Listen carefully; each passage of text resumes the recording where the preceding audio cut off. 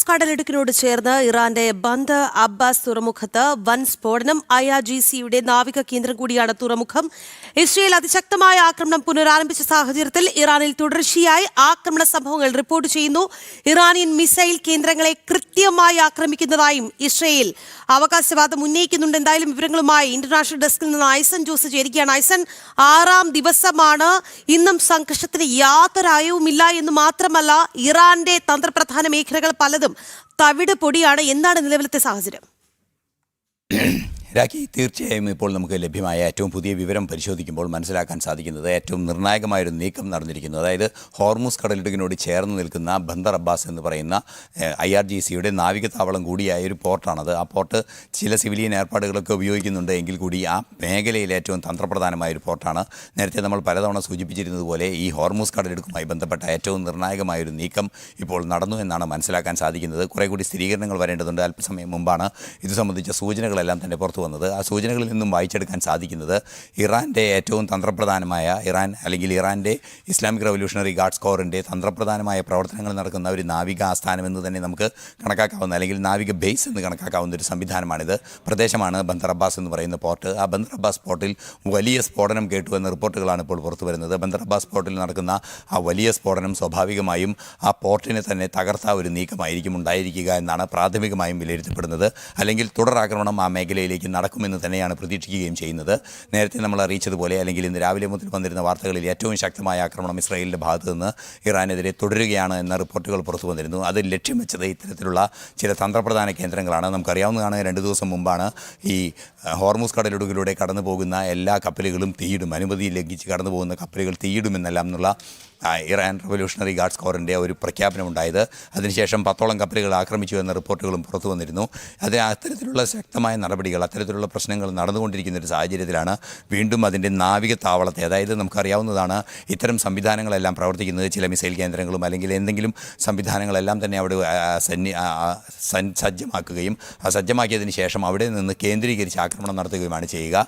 ആ നീക്കം നടത്തുന്ന ഹോർമുസിലെ നിർണായകമായ ഒരു പോർട്ടിനാണ് ഇപ്പോൾ കൃത്യമായ ആക്രമണം നടന്നിരിക്കുന്നതെന്നാണ് മനസ്സിലാക്കാൻ സാധിക്കുന്നത്. നേരത്തെ തന്നെ ഈ ഇറാൻ പറഞ്ഞത് ഹോർമുസ് കടലിടുക്ക് അടച്ചു എന്നാണെങ്കിൽ അടച്ചിട്ടില്ല, ഇവിടെ നിയന്ത്രണം തങ്ങൾക്കുണ്ട് എന്ന നിലപാടാണ് അമേരിക്കയും അതുപോലെ തന്നെ ഇസ്രയേലും നിലപാടെടുത്തത്. ഇപ്പോൾ ആ പ്രദേശം കുറേ കൂടി സാനിറ്റൈസ് ചെയ്യാൻ, അല്ലെങ്കിൽ കൃത്യമായി ആ ഹോർമുസ് കടലിടുക്കിനെ സുരക്ഷിതമാക്കാനുള്ള നീക്കങ്ങൾ തുടരുന്നതെന്നാണ് മനസ്സിലാക്കാൻ സാധിക്കുന്നത്. ഇറാഖ് ഉൾപ്പെടെയുള്ള രാജ്യങ്ങൾ ഈ ഹോർമുസുമായി ബന്ധപ്പെട്ട പ്രശ്നമുള്ളതുകൊണ്ട് ഉൽപ്പാദനം LNG ഉൽപ്പാദനമൊക്കെ കുറയ്ക്കുന്നൊരു സാഹചര്യമുണ്ടായിരുന്നു. ഇപ്പോൾ വന്ന ഏറ്റവും നമുക്ക് ലഭ്യമാകുന്ന കണക്കുകൾ അനുസരിച്ച് 60% ദ്രവീകൃത പ്രകൃതിവാതകം ഏറ്റവും കൂടുതൽ കടത്തുന്ന അല്ലെങ്കിൽ കടന്നു പോകുന്ന ഒരു ഇടനാഴി കൂടിയാണിത്. 20% ഈ ഇന്ധനം, അതായത് പെട്രോളിയം നീക്കത്തിൻ്റെയും മേഖല അത് തന്നെയാണ്. അതുകൊണ്ട് തന്നെ ആ ഹോർമുസ് കടലിടുക്ക് സുരക്ഷിതമാക്കേണ്ടത് അനിവാര്യമായൊരു നീക്കമാണ്. ആ നീക്കത്തിൻ്റെ ഭാഗമായാണ് ഇപ്പോൾ ഈ ഇസ്രായേലിൻ്റെയും അമേരിക്കയുടെയും ഭാഗത്തു നിന്ന് ബന്ദർ അബ്ബാസ് പോർട്ടിൽ നടന്നിരിക്കുന്ന ആക്രമണമെന്നാണ് മനസ്സിലാക്കാൻ സാധിക്കുന്നത്. ശക്തമായൊരു ആക്രമണം നടന്നു, വലിയ സ്ഫോടനങ്ങൾ കേട്ടു എന്ന റിപ്പോർട്ടുകളാണ് അല്പസമയം മുമ്പ് തന്നെ പുറത്തു വന്നത്. ഇനിയും കൂടുതൽ വിശദാംശങ്ങൾ വന്നുകൊണ്ടിരിക്കുകയാണ്. അങ്ങനെയാണെങ്കിൽ തീർച്ചയായും ഹോർമുസ് കടലിടുക്കിനെ കുറേ കൂടി സ്വതന്ത്രമാക്കാനും അല്ലെങ്കിൽ ആ കടലിടുക്ക് കുറേ കൂടി സുരക്ഷിതമാക്കാനുമുള്ള കടുത്ത നടപടികളിലേക്ക് ഇസ്രായേൽ പ്രതിരോധ സേന നീങ്ങുന്നതിന് നടപടികൾ ആരംഭിച്ചിരിക്കുന്നു എന്നതും അതുപോലെ തന്നെ അമേരിക്കയുടെ പിന്തുണയോടെ നടപടികൾ നടക്കുന്നുവെന്നും അതിൽ നിന്നും വായിച്ചെടുക്കാൻ സാധിക്കുന്നുണ്ട്. അതുപോലെ തന്നെ ഇസ്രായേൽ ആക്രമണം കടുപ്പിക്കുമ്പോൾ US സെനറ്റ് ഇന്ന് ട്രംപിന്റെ നീക്കങ്ങൾക്ക് ഒരിക്കൽ കൂടി ഒരു പിന്തുണ നൽകുന്നു എന്ന് വേണം മനസ്സിലാക്കാൻ. കാരണം ഈ ട്രംപിന്റെ നീക്കങ്ങൾക്ക് US തിരിച്ചടി ഏൽക്കും അല്ലെങ്കിൽ പിന്തുണയില്ല എന്ന തരത്തിലൊക്കെ അഭ്യൂഹങ്ങൾ പരന്നിരുന്നു, വാർത്തകൾ വന്നിരുന്നു. പക്ഷേ ഇന്ന് ഒരു വോട്ടെടുപ്പ് വന്നപ്പോൾ അത് ട്രംപിന്റെ നീക്കങ്ങൾക്ക് അനുകൂലമായ ഒരു സാഹചര്യം ഒരുക്കുകയാണ് എന്നുള്ളത് മനസ്സിലാക്കുന്നു. എന്തായാലും ട്രംപ് ഇതോടുകൂടി കൂടുതൽ ശക്തമായ ആക്രമണങ്ങൾക്ക് നേതൃത്വം വഹിക്കാനുള്ള സാധ്യത കൂടിയില്ലേ? തീർച്ചയായും ഈ ആക്രമണം കൂടുതൽ ശക്തമാക്കാനുള്ള നീക്കങ്ങൾ തന്നെയാണ് നടക്കുന്നതെന്നാണ് അറിയാൻ സാധിക്കുന്നത്. കൂടുതൽ ശക്തമായ ആക്രമണങ്ങൾ നടക്കുമ്പോൾ നമുക്ക് മനസ്സിലാക്കാൻ സാധിക്കുന്നത്, നേരത്തെ ഉണ്ടായിരുന്ന വെല്ലുവിളിയൊന്നും പറയാൻ സാധിക്കില്ല എങ്കിൽ കൂടി നേരത്തെ ട്രംപിന് കൃത്യമായ 55 റിപ്പബ്ലിക്കൻ അംഗങ്ങളുടെ ഭൂരിപക്ഷമുള്ള സംവിധാനമാണ് സെനറ്റ്. അതുകൊണ്ട് തന്നെ ട്രംപിനെ സംബന്ധിച്ചിടത്തോളം അതൊരു വെല്ലുവിളിയാകില്ല എന്ന് തന്നെയാണ് നിരീക്ഷിക്കപ്പെട്ടത്. പക്ഷേ മറ്റ് ചില പ്രശ്നങ്ങളൊക്കെ ഉണ്ടാകാനുള്ള സാധ്യതയുണ്ട്, അതായത് മാറി വോട്ട് ചെയ്യാനുള്ള സാധ്യതയുണ്ട്. അത്തരത്തിലുള്ള വിഷയങ്ങളുണ്ടെങ്കിൽ പോലും അത് 2 ഒന്നോ രണ്ടോ അംഗങ്ങൾ മാത്രമാണ് അതിൽ വിഷയമാകുന്നത്.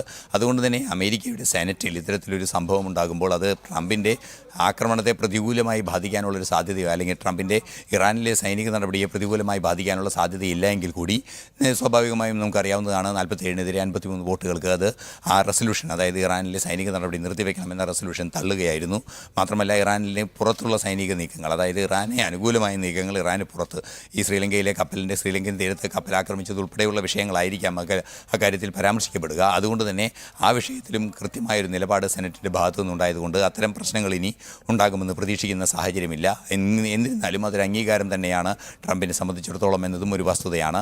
തീർച്ചയായും ആക്രമണം കൂടുതൽ ശക്തമാക്കാനും ഇപ്പോൾ നമ്മൾ നേരത്തെ കേട്ടതുപോലെ 10ൽ 15 മാർക്ക് നേടിയ അത്രയും മികച്ച പെർഫോമൻസ് നടത്താൻ സൈന്യത്തിന് സാധിച്ചു എന്ന നിലപാടിലേക്ക് ട്രംപ് എത്തുകയും ചെയ്തിട്ടുണ്ട്. വളരെ നിർണായകമായ വാർത്തയുടെ അപ്ഡേറ്റ് ആണ് ഐസൻ ജൂസ് നൽകിയത്. പശ്ചിമേഷ്യ അശാന്തമായി തന്നെ തുടരുകയാണ്. എന്തായാലും തൽക്കാലത്തേക്ക് അശാന്തി അത് അങ്ങനെ തുടരും എന്നുള്ളതാണ് മനസ്സിലാക്കുന്നത്. എന്തായാലും നമുക്ക് നോക്കാം ദിവസങ്ങൾ എത്ര ഈ യുദ്ധം നീളും എന്നുള്ളത്. എന്തായാലും രണ്ട് കൂട്ടർക്കും വലിയ വലിയ നഷ്ടങ്ങൾ സംഭവിക്കുന്നുണ്ട് എന്നുള്ള കാര്യത്തിൽ സംശയമില്ല.